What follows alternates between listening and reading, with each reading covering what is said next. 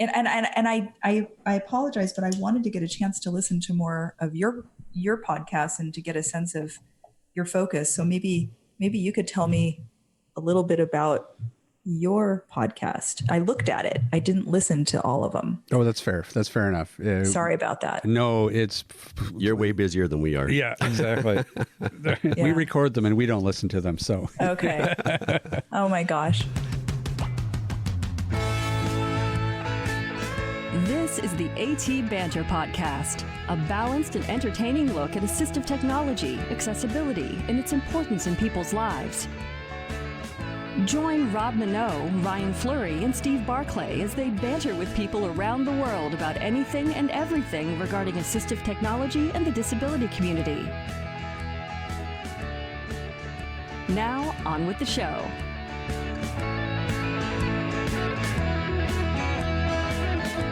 Hey, and welcome to another episode of AT Banter. Banter. Not just two banners this week, going all the way. Yeah, totally. We do have a big show. My name is Rob Minot. Today, joining me, Mr. Ryan Fleury. Hello. No Steve Barclay today. He's out again. So you're stuck with us, everybody. And our guest. Well, let's talk a little bit about our guest, because actually I want to get right to our guest because I'm very excited to be talking to her. Who are we talking to? Today we are talking with Kelly Goto, who is the CEO of Goto Media Research. That's right. We could go through her credentials, but that would be like an hour show as it is. I am shocked that we got her on the show. No. I got her on the show. Oh, I'm sorry. There's no got her. I in team, right? I know. Yeah, it's interesting. This show kind of came together. I don't even know how it came together, but here we are. But we're going to let her speak for herself. But yes. She has been in the industry for a long time, looking into user design and I don't even know. We don't even know. That's how deep this goes. That's we right. don't even know what she does. Read the links in the show notes, and that'll give you a much better description of who she is. So, remember last week we had a staff meeting at Mr. Barclay's? Yeah. And we had cookies. Yeah. And you told me for today's show, yeah, I needed to get you cookies. Oh, yeah. So, I didn't get you cookies, but I got you the next best thing. You can't have them all. Oh, damn. You can have one or two. What is it? Ba-da-bum. What? It's Holy cookie. cow. It's cookie-like. I don't think I've had a wagon wheel since like 1982. That's what I was thinking, so I had to buy them. So you can have a couple. Thank you, sir. Well, this does step it up from Barclays. They had the raspberry filled ones too. It was like, no, Linda says you got to get the original. Yeah, you got to get. Yeah, Linda's a very smart lady. But you think they've gotten smaller as we've gotten older? They look a little smaller. I'm going to be honest. Yeah. Oh. So for those who don't know, a wagon wheel is kind of two cookies with a marshmallow filling and the whole thing covered in chocolate. Who doesn't know what a wagon wheel is? I don't know. There might be people who don't know. Cowbell at atbanter.com if you don't know what a wagon wheel is. That marshmallowy goodness. Mm-hmm. All right. Well, there you go. Now everyone can just listen to me eat. Nothing wrong with that. I figured you'd like that. Better than cookies. Yeah. Look at you. Mm-hmm. Well. Yeah. Barclay's going to have to step it up for the next meeting then. I like this. It's just like an arms race of snacks they can feed Rob. Okay, well, while I'm eating, let's bring on Kelly. I'll try not to eat in her. I'll try not to eat in her ear. Okay. So, hello. Well, hello. I'm Ryan, and in the room with me, Kelly, is my co-host, Rob Minot. Hello. Hey there. Yeah, and Rob and I have been talking about this back and forth for the past week as well, and I don't know if I came across you somehow on YouTube or Twitter. Like, I just had you in my list of people to invite to be on the podcast right. for a while. And then you're like, who is she and what does she do? And then you look me up and you're like, huh. Well, then we still asked ourselves, who is she and what does she do? Exactly. That's right. That's right. And then I sent you some links and you're like, huh. Who is she and what does she do? Yeah, it is. I can't even explain it to my mom. So it's hard. No, this is amazing to meet you guys. This is exactly the world I want to be in. And so I started Goto Media, all one word, all lowercase, back in 2001. And I was convinced that we could create what's now called user experience, but take psychology and research and take information design and then take brand experience and put the three together into one discipline. And I had previously a company called idea.com, and I was able to help grow that to 1,800 people. And we started all these divisions. And at the same time, I decided to write a book. And the book was called Web Redesign. And so this all came out at the same time in 2001 when everything imploded in the Bay Area. Right. And so I was on a rafting trip up in Alaska, and that's another story, but I was just off in the wild for 14 days. And I thought, what do I want to do? And so the book had just come out, and I decided to start this company. So I came back to the Bay Area, and it was dead and desolate. And the day my book came out was September 11th, 2001, if you can imagine. Oh, no. So no one came to the book opening, and my mom called from the airport and said, turn on the TV, just watch. And so that was canceled.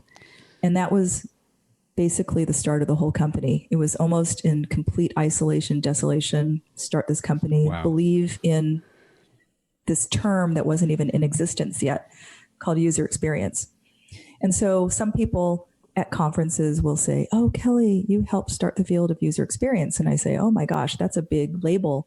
But I guess it wasn't around when I started, and now it is, and I'm old, and so I'll grandmother myself into that term. But that's really how the company started. And so really interestingly, I have the best people I've ever worked with in my life, and I still work with them.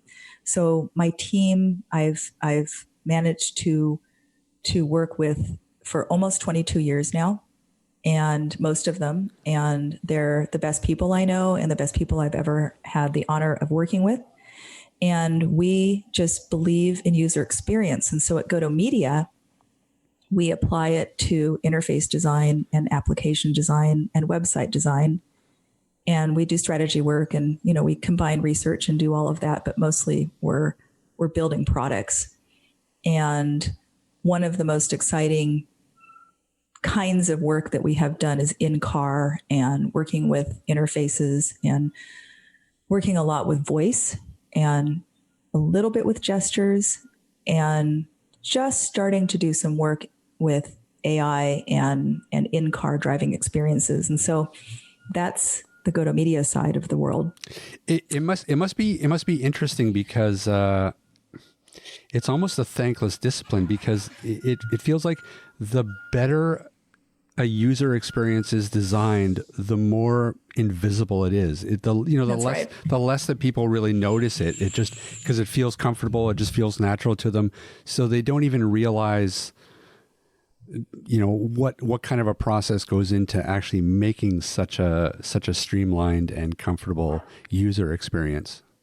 Yes. And every time I see the word U, or the acronym UX, I always want to take away this term user, because it feels very impersonal, and it's just about people and about their experiences. And I went on a long hike this weekend, and sometimes that's when you think the best. And I thought, what is the word to best describe exactly what you just talked about? Is this elimination of friction, and this idea of what kind of experience people are actually looking for. And the word that I came up with, this is the big word: authenticity.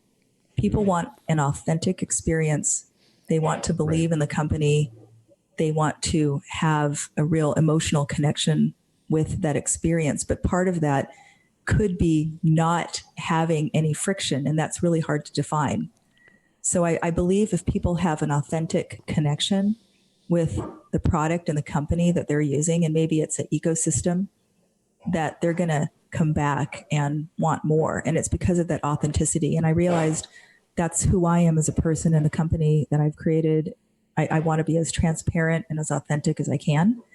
And, I feel lucky to work with these people that I've worked with my whole life practically, but we're still together. We're still building products, and we believe in what we do. And it's because it's an authentic thing for all of us. So that's the word I came up with this weekend. I don't know if it'll stick, but that's kind of where I think we are these days. Back in 2001, everything was shifting and changing around what they then called wireless. So think back to 2001. I don't know how old you guys are, but we remember.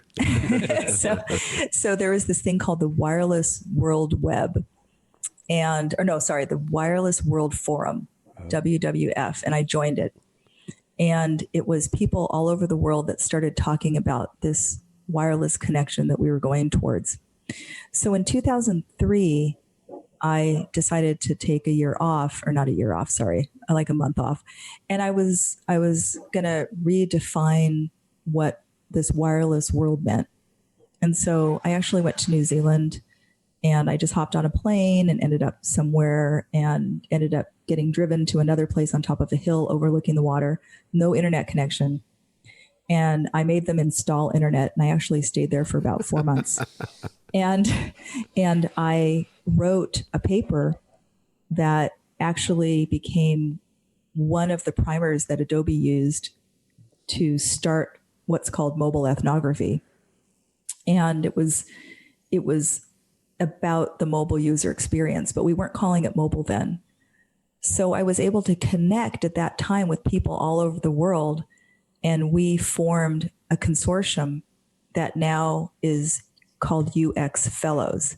And it's a group of 27 countries that all focuses on research and mobile design. And so that's sort of this weird accumulation of what was happening. And at the same time, with this connection, I connected with someone in Finland, in Espoo, and who was their client, Nokia. And so we became the US arm for ethnography in the mobile space for Nokia.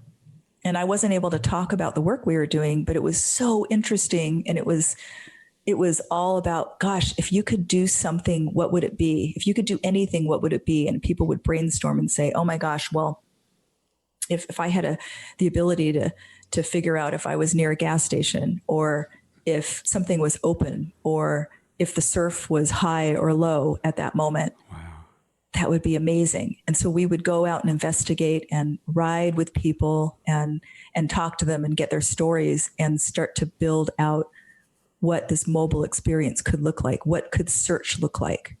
What would it look like on a handheld device? And then there was this really amazing piece, and I will get back to what you said about there being a kind of a PhD factor in this, right, where we were working with the PhDs in Finland, and they were teaching us about how to use different models and different approaches to research. And one of them was called the magic thing. So the magic thing is a literal object that you give properties to. And you might be able to whip something out on a 3D printer nowadays. But at that time, it would just be something that you could hold that has a certain weight and a certain feel. And then we would go out and say, okay, you're a truck driver. What can you do with this device? Here's the properties that it has. It has the ability to scan. It can scan your barcodes. It can scan your RFID tags. What would you like to do with this? And so then they go, oh. And so we would do a follow along.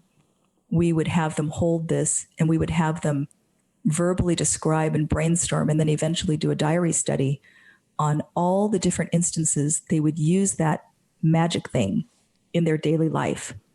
And so it's a prompt and it's an artifact that would allow brainstorming to happen contextually. One of my researchers was 8 months pregnant. And so she went and did a follow-on with a 14-year-old boy at his boys-only private school with the magic thing. and got a sense of when he would scan and what he would do with it. And it was the most awkward and interesting piece of research that I think that we've ever done. So I think he was just a little embarrassed. Yeah, right. So we try and be, slightly incognito.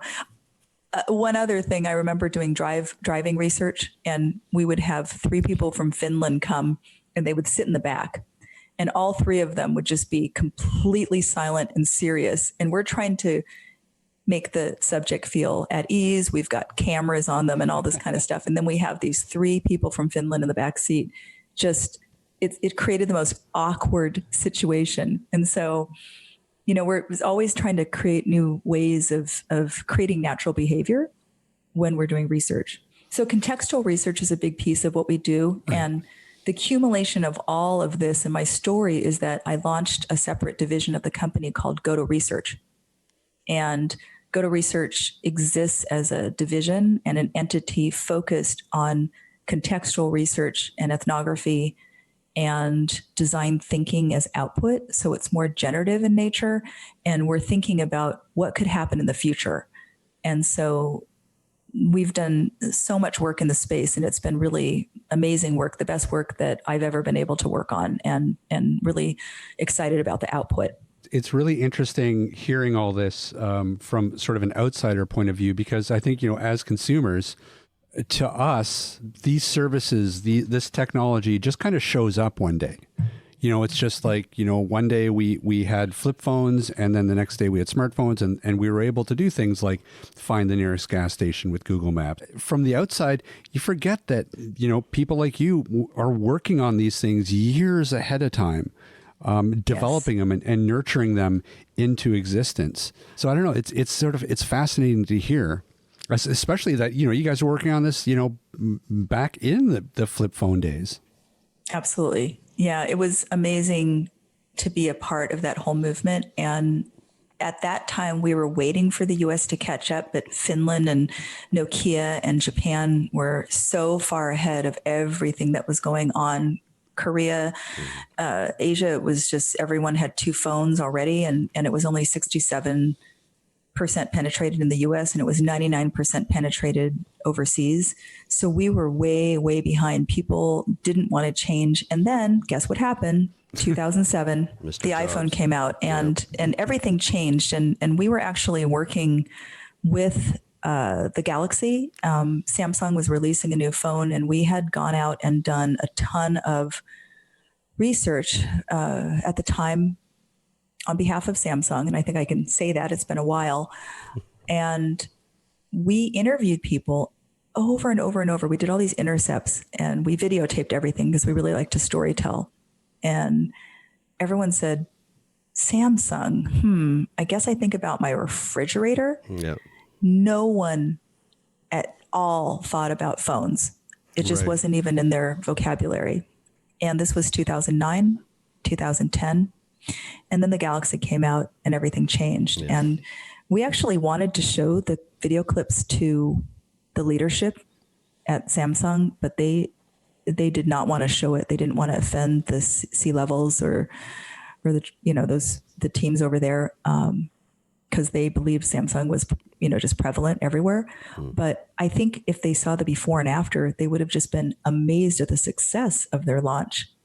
And there is just so much brand equity in the iPhone. So there's lots and lots of story around that, but I hate telling iPhone stories. But well, it's funny because the advent of the iPhone was also a really big moment in terms of assistive technology, and that's really was the catalyst that has driven the assistive technology to the point where it is today, which I would say technologically we're in one of the most powerful positions that we ever have been in terms of having these devices in our pockets that are not only very powerful mainstream devices, but also have this accessibility built into them.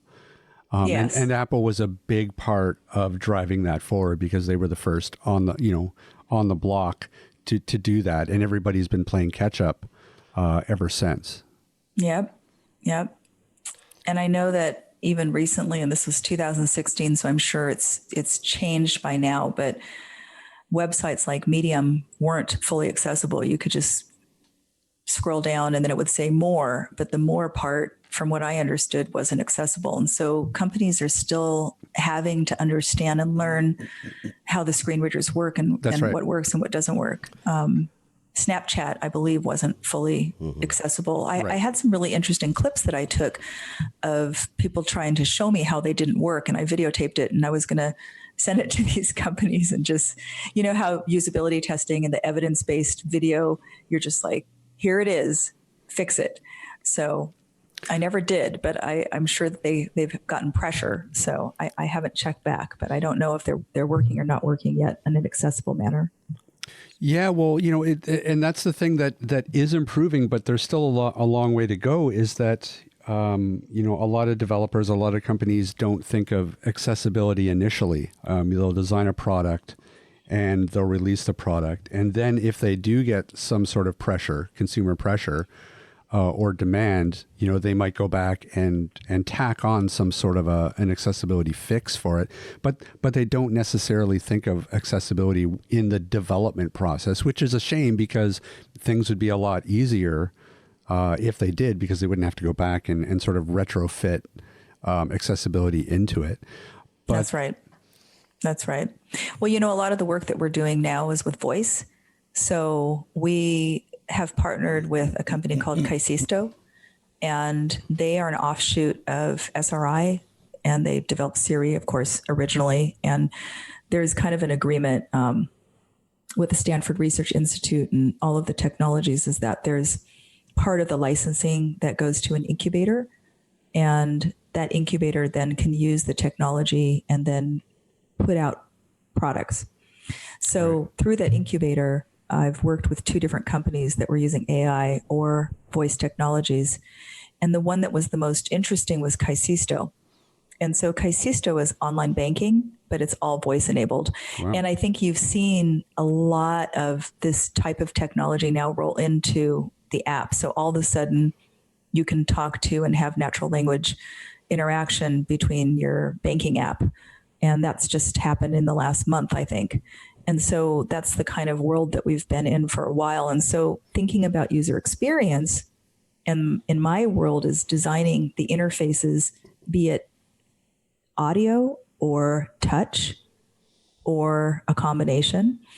That is really where we get back to universal design. So we sort of started out by saying universal design was something that was interesting as a topic, but it really excited me when I talked to a friend of mine who's a PhD and one of my best friends, and I was telling her what I was doing, and she said, "Oh, well, we've been doing that for years. We've been really focusing on universal design." And I said, "Well, what's that?" And she's like, "Oh," and she told me about it. This was years ago. And as I researched it, I realized, and universal design is basically designing for anyone and everyone, but starting off with a use case where it might be an assistive piece of something that you're designing. Right. So it's not a technology, it's design as a whole. And the story that I always use to illustrate this is when the curb cut. Do you guys know what a curb cut is, right? Yep. So I'm sure, of course, you know the curb cut story. So the curb cut was introduced in Berkeley right after the war, and all the veterans were coming back in wheelchairs. So they decided to redesign their streets to have access for wheelchairs. And lo and behold, anyone with a shopping cart or a bike or a skateboard or, you know, anyone that had a wheeled device could use the curb cut. And so while it was designed for someone coming back as a veteran in a wheelchair, it was actually utilized by everyone. Right. And so flipping forward, you have closed caption, and it's like, okay, that is for people that need to be able to see and they can't hear. And that makes sense. But move into a bar scenario, and we're at a noisy bar and we want to watch the Warriors game and we want to see what's going on and we want the captions to be on. So again, designed first for someone that might be hearing impaired, ending up affecting everyone in a really positive way. So I've begun to think of assistive technology and adaptive design, maybe universal design, integrated into contextual settings. And so we can all be situationally disabled at one point or another in our daily lives. right. So for instance, if you're driving and you get a text message, you don't want to necessarily read that while you're driving down the freeway. So now if you're able to click and use voice, you take that situationally disabled moment and then use adaptive and assistive technologies to give you what you need at the right moment, at the right time. Right. And that's really what we're designing right now. Is we're not designing for a single use case. It's a contextual experience and it's situational. And so we want to create fluid experiences that have a number of different modalities included so that you can access that information in different ways. When you do all your research for a particular company, I'm assuming all that research goes back to the company, and they either say, yeah, we'll incorporate these changes, or we'll take your advice.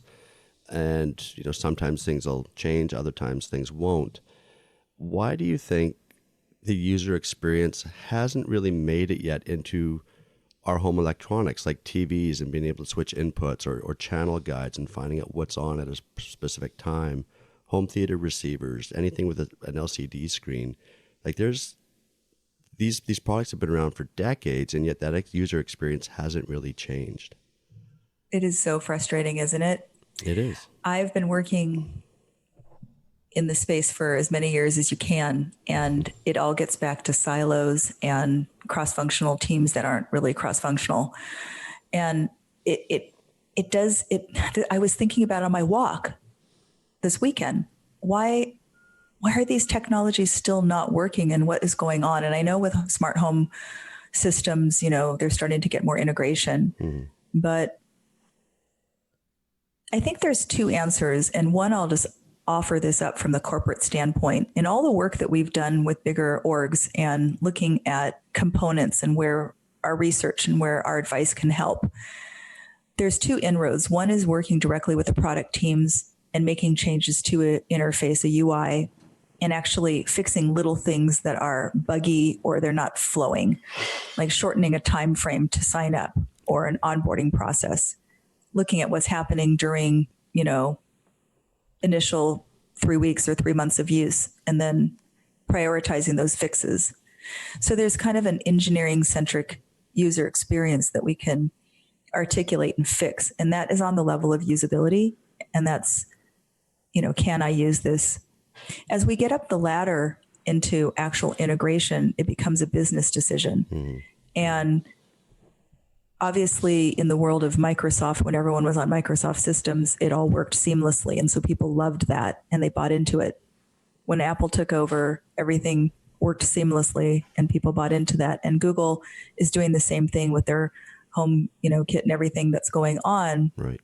And so you almost then, on the flip side, have to buy into this one structured ecosystem. Yep. And honestly, I think that's a little scary too. Yep. Yeah. So everything's not always going to talk to each other. And I just became extremely passionate about open APIs and about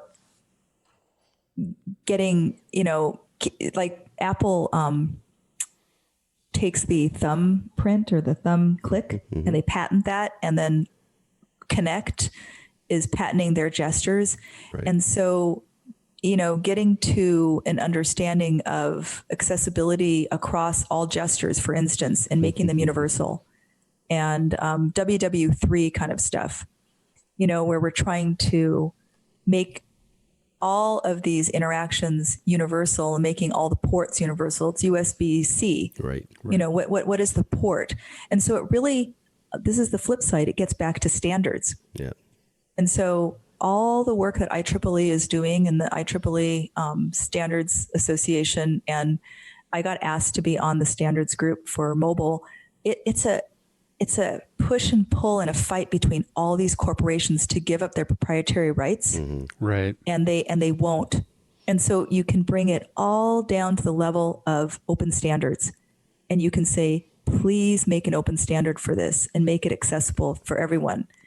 And what do they lose financially by doing this? What do they lose for their proprietary systems? So there's so many answers to that question is why is it not working? I mean, I can't believe, this is what I can't believe. You get into your car, and I have a nice car, a nice manufacturer. Why doesn't the time change automatically when there's a time zone change? I mean, you're spending X amount of dollars for these cars. Mm-hmm. Yep. I do not understand that. I mean, and I get that there's more integrated systems and, you know, it's working better now, but that is something that truly baffles me. And we've done a lot of in-car work, and I don't understand it. It is frustrating, but it really does get down to standards, corporations and standards. Yeah.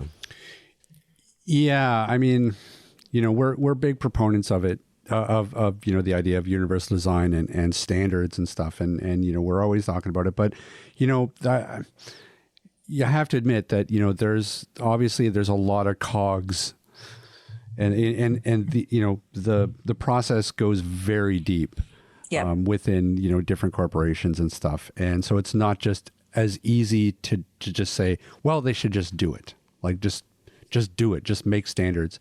So, you know, in a way it's unfortunate, but, you know, at the same time, it you know, you can understand it. Yeah, even micropayments and the financial world back in 2003 and all of the EU, and I don't even think there was EU. Now I can't remember who was meeting, but Europe was meeting, and all these groups had these meetups to try and figure out standards that they could use to transfer money back and forth so that we could have payment systems on the phone. And no one could agree. And it really is a negotiation at a level that's the highest level of government that needs to agree on all these things in order for it to work for the masses.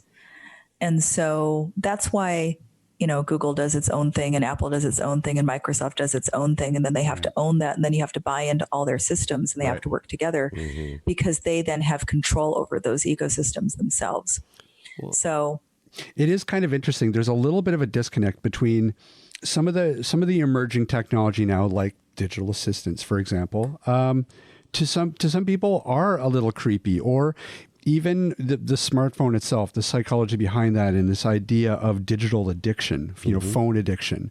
You know, there's some pushback against some of this technology on the mainstream level, but yet something like a digital assistant or the smartphone is such a powerful piece of assistive technology that could have such a huge difference in somebody who may need it as a piece of AT. So there's you know, there's an interesting sort of push and pull there, I feel, with the technology. I think we're going to have to meet for drinks sometime. I don't know when, but I'm often up in Seattle, and I'll journey up to Vancouver and meet up with you. Absolutely. But yes, it's kind of an amazing thing. So I spoke about digital addiction for years and years and years, and I was sort of blasted by it because people would say, "Wow, Kelly, that's not really helping your business, is it?" And I'd say, "Well, no, but I'm really concerned about what's happening." And I have kind of this diagram of a man devolving into someone that's just on their phone all the time. Right. And at the time, Zynga was huge. They were making so much money. Everyone was cashing out. And so back in 2009, 2010, I was like, okay, but South Korea has said they are going to ban all textbooks by the year 2015. Right. And that was an announcement. And so flash forward, not only did they stop that initiative, but they have started to treat young people and even 3-year-olds for digital addiction. There's an image and a story of a little girl who's 3 years old clutching her iPad like you would a teddy bear. And when the battery dies, she becomes really anxious.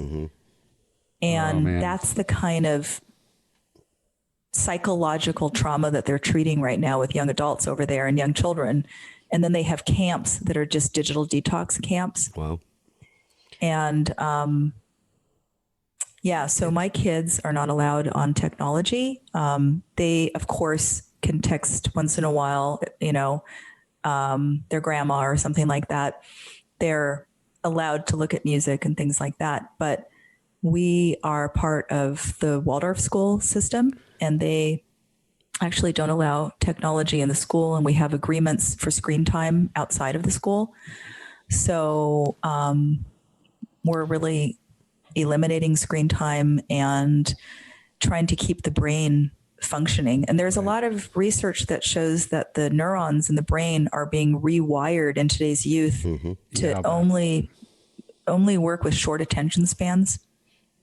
And I personally want to preserve the attention span of my children and anyone that I can affect as long as possible. And, you know, we didn't get on these devices until we were much older. Right. So what is this doing to today's youth? Well, and what's going to happen to tomorrow? So I'm very, very vocal about it. And I'm not on Twitter, and I'm not on Instagram, and I'm not on Facebook. And I mean, it could cost me my career, but I believe in it. I believe in this. And so I don't know how it manifests itself, but something I'm strongly talking about often.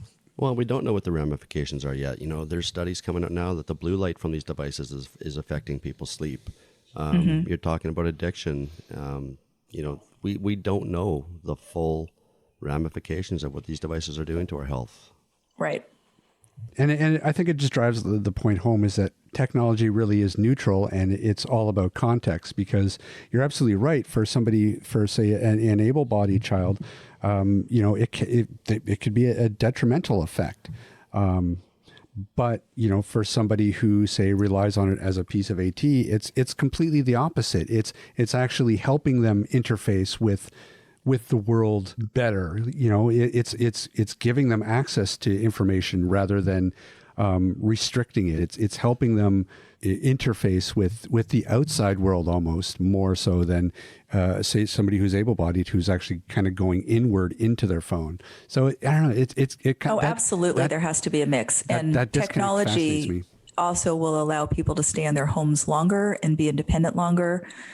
There's so many positive aspects. So I guess that's really where I'm headed as well in the work that I'm doing and the products that we work with and the clients we work with, is if we can actually enable people to have healthier lives and to be more social. I mean, that's the goal. And I would prefer to work on those projects rather than a new game coming out, Right. Yeah. you know, for instance. And you know, way back when, oh gosh, I'm going to really date myself, but it was 97. Right. I started a company with two friends called kidscamp.com with K's, Kids Camp with a K. Right. And we designed one of the first virtual kids camps that they had. And our sponsors were Microsoft and National Geographic. And basically the kids would log in and they would be put into groups of cabins, and they would have a counselor, and then they would engage in all these activities each day. Some of them were scavenger hunts across websites where we would have our partner sponsors hide certain things on certain pages of their website where they could find it. And then they would have some chats. And I used to I ran all the AOL chat groups back in the day for Warner Brothers and AOL. So I knew about community.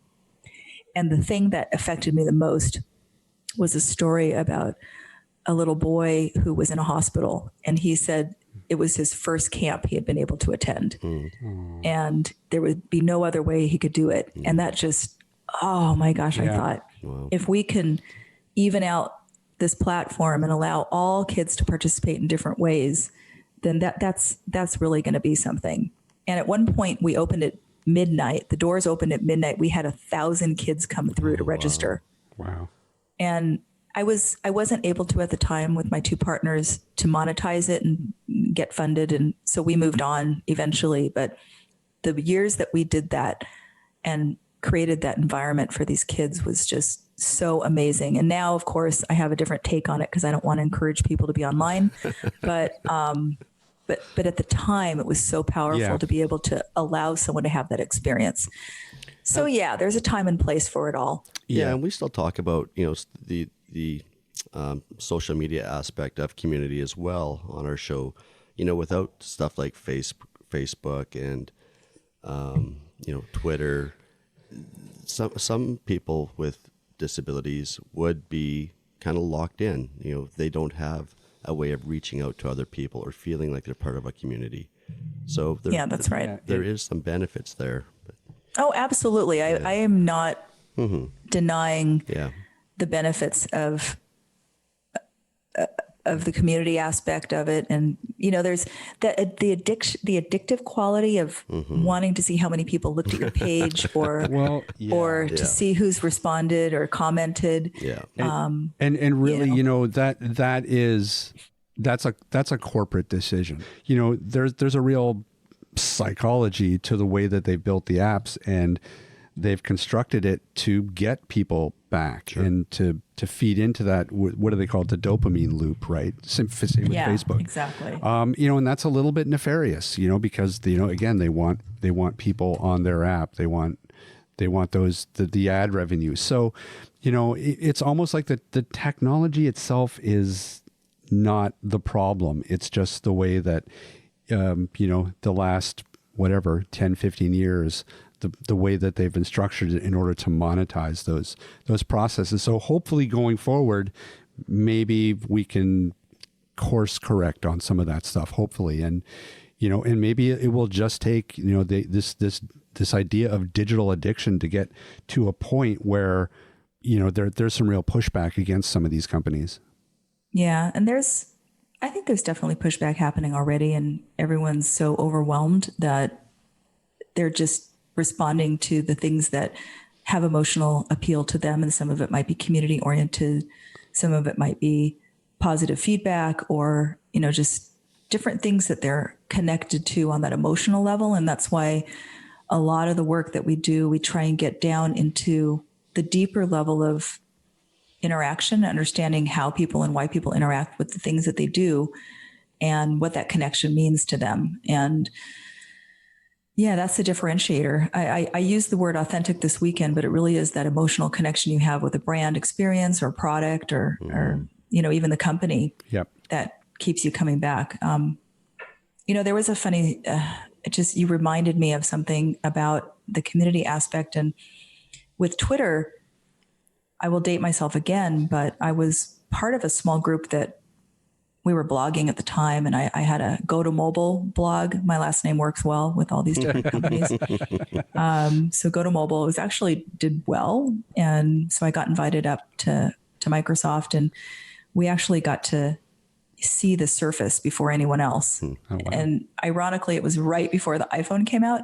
So it didn't do as well, but they were really excited and they wanted to, I guess, introduce it to some bloggers, just to have us give our take on it. Right. And so somebody that came up with me, his name was Evan Williams. And he, I guess, I don't know if you know who he is, but he actually is one of the founders of Twitter. Okay. Yes. Yeah, of course. And so he was on a bus, and I might be getting the story kind of wrong because it was a while ago, but one of my other friends, Tantek, said, "Oh, you should try this thing that Evan created. It's called Twitter." And I said, "Oh, okay." So we're on the bus driving to see the Surface or meet with Bill Gates or something. Nice. And so I get on the service. And so all of us that were on the bus and a few others, including Derek Featherstone, who I just mentioned before, were in this small group. And we were about 30 of us, maybe 40. And we all texted to each other. And it was just the best experience ever. And we were a little family and we were nerds. And at the time, these are the people, that you can now name that started CSS and started, accessibility and microformats and Twitter. But at the time, we were just a group of people that wanted to communicate. Mm-hmm. And that was my use case for Twitter and why I never opened it up to followers. Right.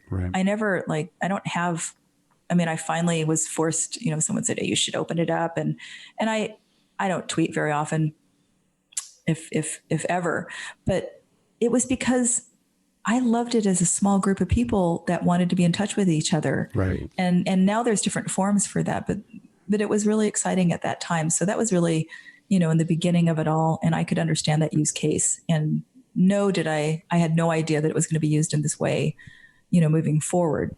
And I don't deny that it has impact at a global level. Sure. But we just have to keep everything in check and balance and just make sure that we're everything in moderation, right?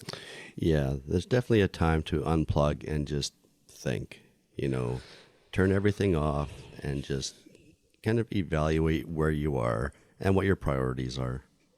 Yeah. Yeah, and that's sort of the fascinating thing. I think that we'll look back at all the social media platforms, hopefully from a better place in, like, say, 10 years, and just look at their trajectory they took. And hopefully we'll be like, okay, we need to learn our lesson from that, because I think you're absolutely right. Moderation is the key. And part of the problem is that I don't know that moderation is in their vocabulary at the moment. It's all about, we need to become as big as we possibly can. We've got these other platforms breathing down our neck. We need the most users. We need the most ad revenue. And, not to sound too cynical, but that's kind of how it feels. And until I think that there is a bit of a groundswell and some real pushback against, which I think you're right. I think we are seeing now. I think that's going to be what encourages them to change, hopefully. Yeah, well, we see the ups and downs, and this has been an upswing for technology for some time, but it does come to a point where companies have to show actual revenue. And so I understand the need to monetize, and absolutely. That companies and organizations can't pay people. And I mean, if they can't pay people, they can't continue. That's right. Yeah. So we understand that. And it does frustrate me that in the world where people need the most help, and that's why right now I'm excited to be focusing on the opioid crisis and some of the other medical and healthcare issues that are happening. Right. There's not as much funding because the audience is not a mass consumer audience. Right. And so we look to small grants and nonprofits to fund the work that we're doing, the work that's so important. And, it is disappointing. And I still, definitely have corporate clients, and we work in mass electronics and consumer world. And sometimes it feels meaningful only because maybe we're helping to introduce some of the features and solve needs that people didn't know they had. Right. And so maybe that's a great experience. I mean, we do co-creation, and I mean, but it is frustrating that we can't have that level of impact where it needs to be to have the most impact on everybody. So yeah, I hear you. Yeah. It's definitely, it's why what you're doing is so important. I'm really impressed. I'm going to go listen to all the rest of your shows now. Uh-oh. Pull them down, Rob. Well, it's it is frustrating because I even feel like, and again, I'm coming off as such a cynic today, and I don't mean to, because usually I'm the optimist. Just ask Brian. but I even do feel like the big surge that we have with assistive technology, the smartphones and the digital assistant, the voiceover, and how much that can apply to assistive technology. It's kind of a fluke. I mean, it's kind of just pure luck that there's this mainstream technology that has all this mainstream potential that also happens to be handy for people who are, say, who are suffering from vision loss or whatever. It's kind of a happy coincidence. Yes. To a degree. And if they had to just design for that one niche market, there's just not a lot of companies that can keep the lights on trying to develop for a small niche market. And that's just the nature of business. But I do think that more CEOs, I look at Satya Nadella at Microsoft right now, in the last 5 years, the accessibility push he's been pushing that company towards, I think, is making other CEOs take notice. And the industry is changing for the better. True. That's true. Well, if accessibility and ADA compliance means that there's more of a universal reach for the content, and APIs exist to be able to spread it out across different devices, and it's easier for voice enablement, then it's going to be a win-win, because that's going to work for the corporations. It's going to be more universal. That's right. And then, like we said, if it works, for a disabled audience and then it works for a situationally disabled person, then it's going to be something that will, I think, have a positive effect on the identity of that company. That's right. So then, also with responsive design and web design and kind of one web fits all, we've gotten away from a mobile first environment. And instead we're looking at enabling, a single experience and then having it display in different ways. So you can look at even CSS and understand how content displays itself. And again, as we get into voice technologies and chats and things like that, I think that having a simpler experience is going to be so much more helpful. Yeah. Yeah, I mean, the brand experience and the idea of videos and visuals and embedded animations and all kinds of things, I think it is making way to simpler and accessible and direct experiences. Right. And so hopefully that will continue. Yeah, I mean, probably the biggest message that you can sort of send to companies, the biggest lesson that they can learn about universal design that's really going to make an impact on their decisions going forward is the fact that universal design and making a product or a service something that works for everybody at the end of the day is going to benefit everybody. It's not just catering to one niche market. And, again, you go back to the example of closed captioning. I mean, even text messages were first developed for people who are deaf. Right. There's so many things that, on its surface may have been developed as a piece of assistive technology that the mainstream has benefited from incredibly. Yep. So, even something like, audio description of video content. Don't get me started. Yeah, I know. There's a big push here right now to where it's the CRTC here in Canada is trying to mandate primetime television is being mandated to offer up 4 hours. 4 hours of primetime content. Well, Brian, tell me about that. I want you to get started. Just tell me a little bit. How does that affect you? It affects me in a way that I can't sit and watch and enjoy TV programs with my wife every night. I hear the dialogue, but I don't know what Ross and Rachel are doing on Friends or whatever show I'm watching, right? There's so much content that somebody who's visually impaired misses. We've had closed captioning since 1930 or whatever it's been. And yet we have these media companies that are still fighting against descriptive video.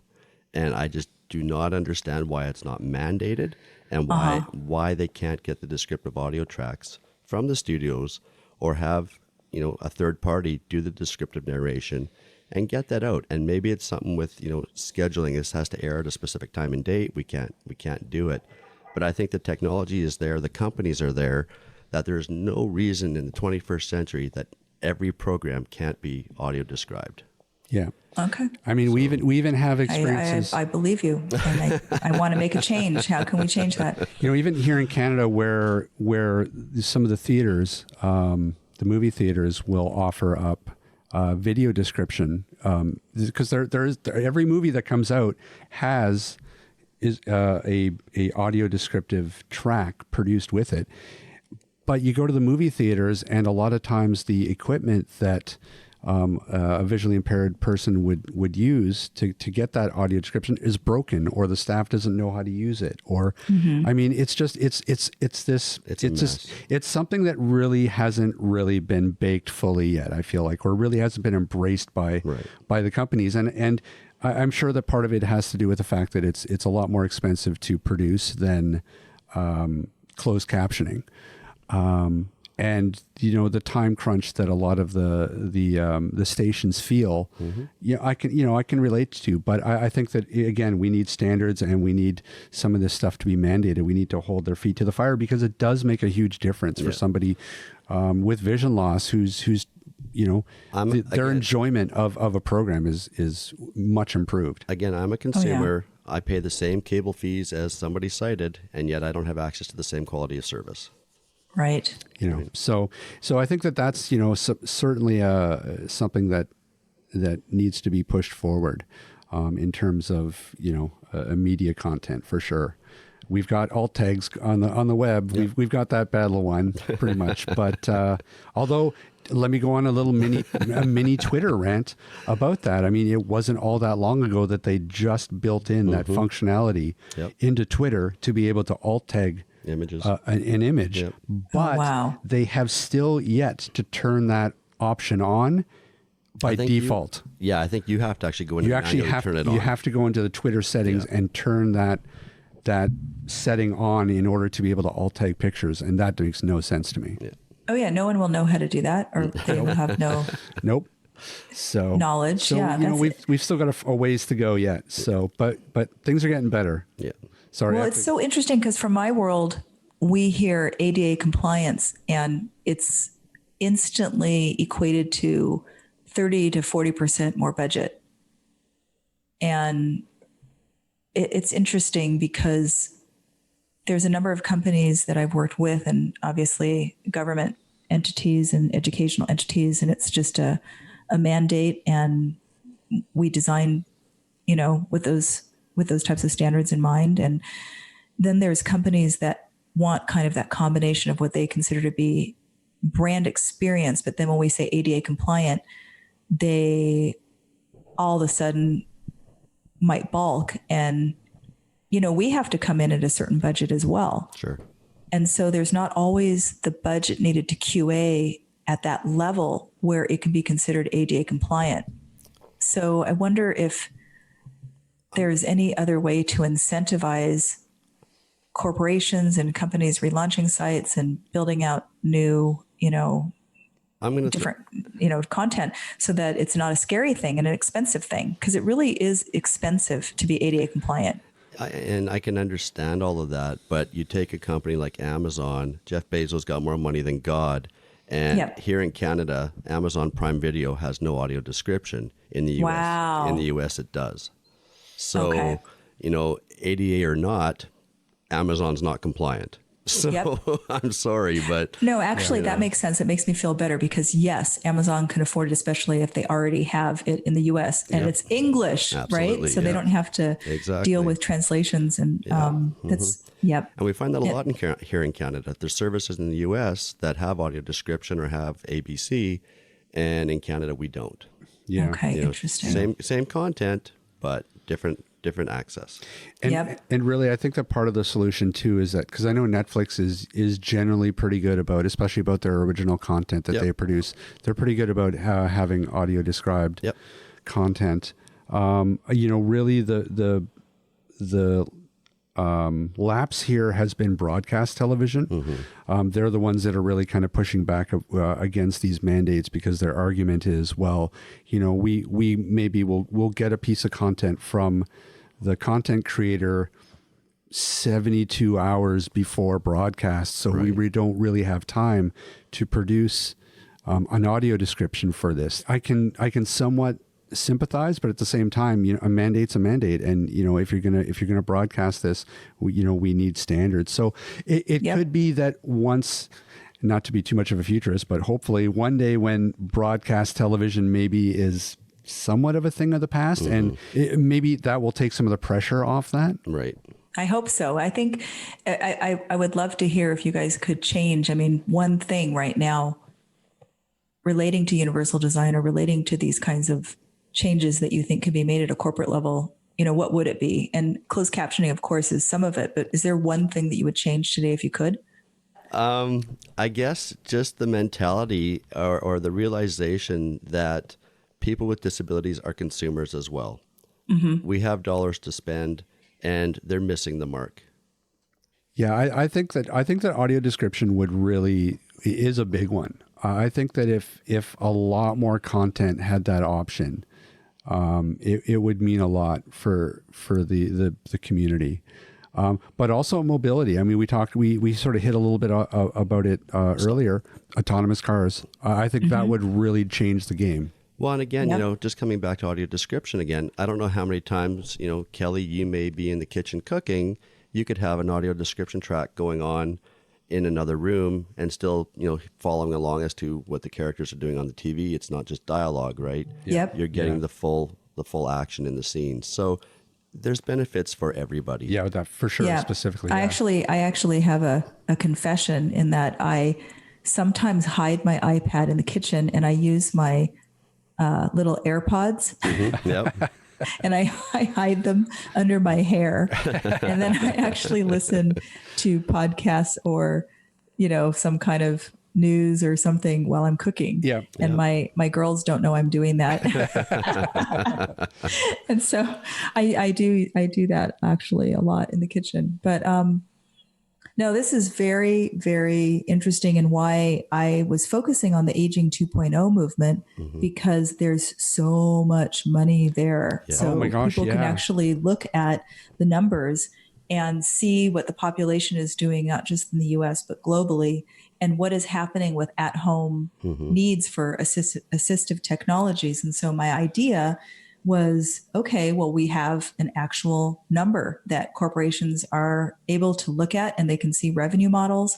Yeah. And also the buying audience isn't just for the older generation. And the older generation, mind you, is 65. And a lot of 65-year-olds are running marathons around me. Yep. So this is not that old.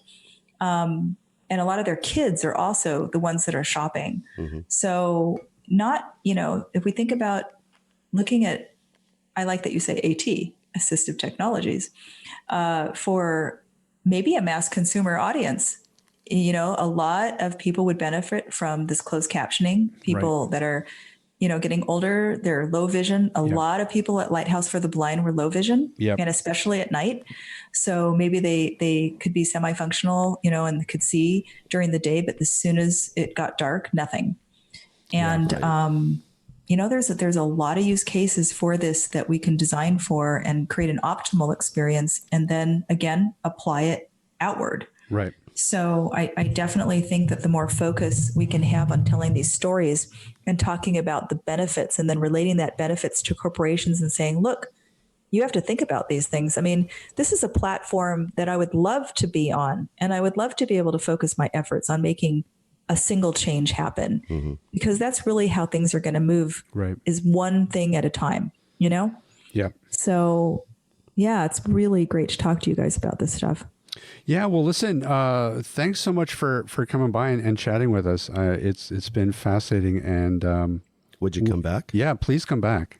Oh yeah. I would love to do something and actually say, hey, I have the story to tell you. I actually made a change happen. I mean, wouldn't that be great? That would be great. I think that's the most frustrating thing about what I do is we do all this research. And like you said, you bring it up to the corporations, you say, here's what you need to do, but you can't always make that change happen. Right. And so my goal is to make change and make it happen in a way that benefits a lot of people. And so at that point, I would love to come back and talk to you guys about it. That'd be and maybe lovely. beforehand. That's fine too. This is a great conversation. It is. It's fascinating, and it's fascinating to talk to somebody has been on the inside track to all of this stuff. So, listen. Before you go, though, if anything that you want to plug, anything that's going on, where can people find the company? Oh, well, I mean, it's Goto Media, GOTO, and then media.com. And then Goto Research is the ethnographic passion piece, gotoresearch.com. And, I don't have all that much to plug other than we're really working hard to solve one problem at a time. And right now we're going to be focusing on medical and healthcare. And the opioid crisis is a big piece of our world right now. And so that's something that we're dealing with. Looking at that space and assistive technologies. I mean, I hope to stay in touch with you guys, and I want to find other ways that I can impact that space. So thank you. Thank you very much. Listen, take care and best of luck with everything. And let's talk again. Okay. Thank you. Hey, Kelly. Wow. That was a good conversation. Yeah, it's nice to have somebody on who's really, kind of in the trenches, doing all the research. She built the trenches. She's not just in them. Wow. It's fascinating to talk to somebody who had like an insider's view of all that. Yeah. And the work that they do is really, really deep. Cool. I mean, and it's a fascinating field too, because, you know, nobody really know when anybody sees that UX, like nobody knows what that means. No. You know, the idea of a user experience is such a invisible process when it's done properly and done well. Yeah. And when it's not, then people just will blame the product. And, you know, let's rewind that back to 2007. Like she talked about, the iPhone came out. Well, the blindness community was like, well, how am I going to use this flat piece of glass? Yeah. The first iPhone didn't have accessibility built in. Yep. And that was the number one question. Well, great, it's a piece of glass. How am I going to be able to use this? Yeah, that's right. Right? So then move forward a couple of years and the 3GS came out and we had voiceover. The whole user experience changed. Yeah. Right? Yeah, it makes you wonder what they're working on right now. Because if you think about how, you know, she was saying in 2001, 2002, they're talking about things like Google Maps usability now. Right. Right. That's what they were. That was sort of the thing that they were striving for. They were trying to figure out, well, what can we do? Like what can we do with that? And we take all those things for granted now. I mean, they were talking about those things 15 years ago. So that fascinates me. So it makes you wonder, like, well, okay, well, what are they talking about right now? Like, somebody somewhere is working on something that's going to be a mainstream technology in 10 years. I can tell you what it is. I know. What? Mind control. No, mind control.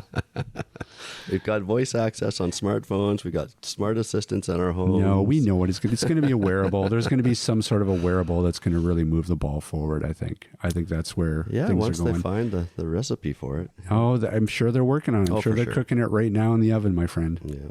But fascinating stuff. Hopefully we can get her on again and have another conversation, because I feel like we could have talked to her for like 3 hours. Well, and I think, you know, we touched on the aging 2.0 topic that she wanted to talk about, and we never really talked about we didn't dive into that's that. That's a whole different discussion. Yeah, absolutely. Well, listen, big thanks to her for taking some time out of the day to talk to us. Yep. Two idiots.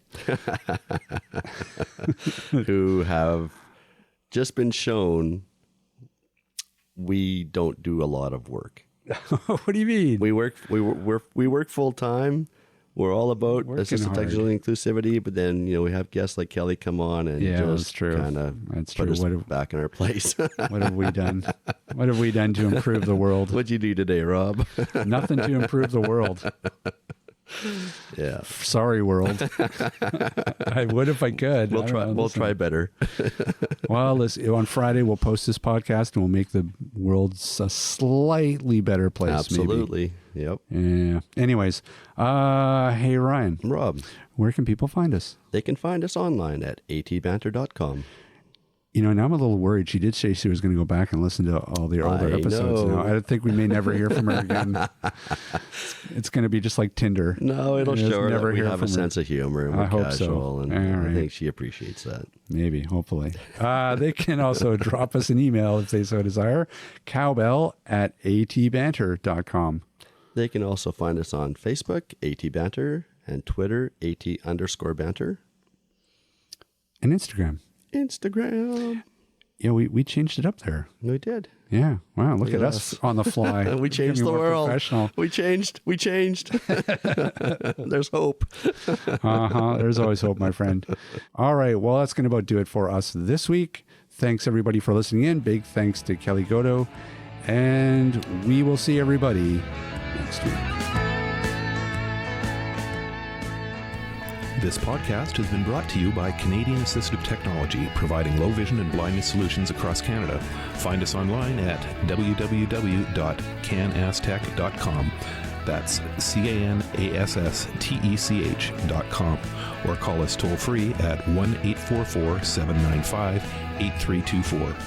For all your assistive technology servicing needs, call Chaos Technical Services at 778-847-6840 or find them online at chaostechnicalservices.com.